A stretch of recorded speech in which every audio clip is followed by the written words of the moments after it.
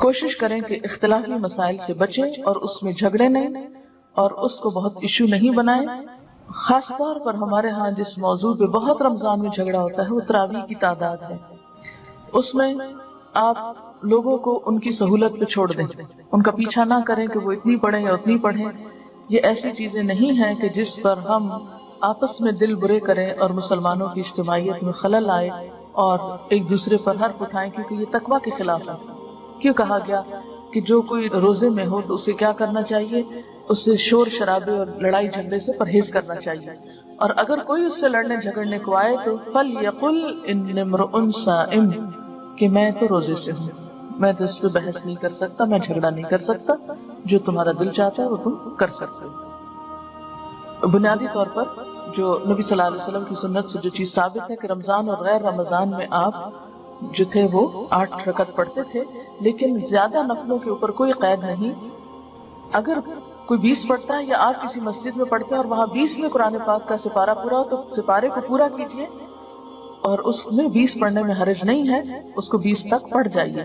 یعنی یہ ایسی چیزوں میں سے نہیں ہے کہ جو حرام حلال کے دائرے میں آتی ہیں یا نعوذ باللہ کسی بدعت اور اس میں آتی ہیں. اس میں بنیادی طور پر بات یہ ہے، صرف اتنا سا فرق ہے کہ بعض لوگوں کے نزدیک نبی صلی اللہ علیہ وسلم کی سنت 8 ہی تھی، اور اگر کوئی زیادہ پڑھنا چاہے تو اس پر کوئی اعتراض نہیں. تو اس میں یہ ہے کہ اگر آپ کسی ایسی مسجد میں ہیں کہ جہاں پر 8 پڑھ رہے ہیں اور سپارہ وہاں مکمل ہو گیا ہے تو اس میں آپ یہ نہ سمجھے کہ ہم گناہگار ہو رہے ہیں. ان میں کیا ہوتا ہے کہ قیام لمبا ہو جاتا ہے. نبی صلی اللہ علیہ وسلم کے زمانے میں یہ قیام اللیل ہی تھا، یعنی رات کی نماز تھی.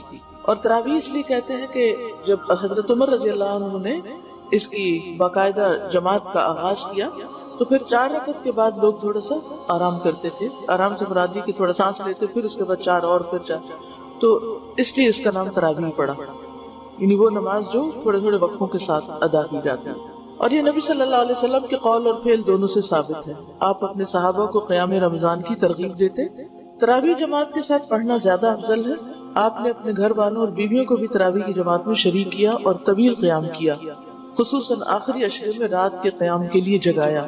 حضرت ابو ذر فرماتے ہیں کہ ہم نے رسول اللہ صلی اللہ علیہ وسلم کے ساتھ روزے رکھے. آپ نے 23ویں رات تک ہمارے ساتھ رات کی نماز نہیں پڑھی، پھر 23ویں رات کو ہمیں لے کر کھڑے ہوئے، یہاں تک کہ 1/3 رات گزر گئی، 1/3، اتنا لمبا قیام کیا. پھر 24ویں رات کو نماز نہیں پڑھائی، لیکن 25ویں رات کو آدھی رات تک نماز تراویح پڑھے، پہلے سے بھی زیادہ لمبا. ہم نے عرض کیا یا رسول اللہ صلی اللہ علیہ وسلم، ہماری آرزو تھی کہ آپ باقی رات بھی ہمارے ساتھ نوافل پڑھتے. آپ صلی اللہ علیہ وسلم نے فرمایا، جو شخص امام کے ساتھ اس کے فارغ ہونے تک نماز میں شریک رہا اس کے لیے پوری رات کا قیام لکھ دیا گیا. یعنی آدھے میں نماز چھوڑ کے نہ آ جائے، انسان اینڈ تک ساتھ رہے. پھر آپ نے 27ویں رات تک نماز نہ پڑھائی، 27ویں رات کو پھر کھڑے ہوئے اور ہمارے ساتھ اپنے گھر والوں اور عورتوں کو بھی بلایا، یہاں تک کہ ہمیں اندیشہ ہوا کہ فلاح کا وقت نہ نکل جائے.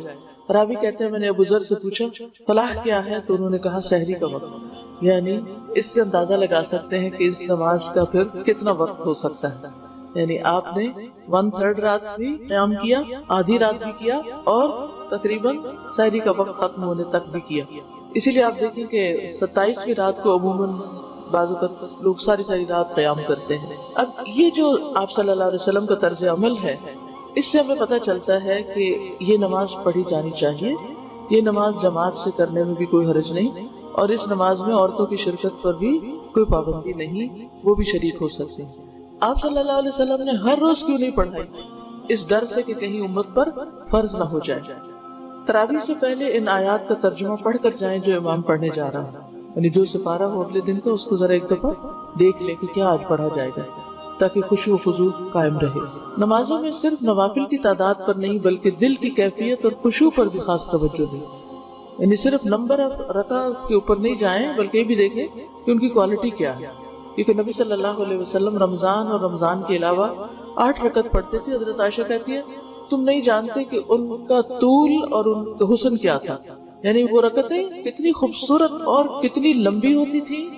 تو بعض اوقات ایک میراتھن ریس لگی ہوئی ہوتی ہے، بس کھڑے ہوئے بیٹھے 20 پوری کے ختم کیا. تو اصل چیز یہ ہے کہ آپ کتنی توجہ سے اللہ کی طرف متوجہ ہیں.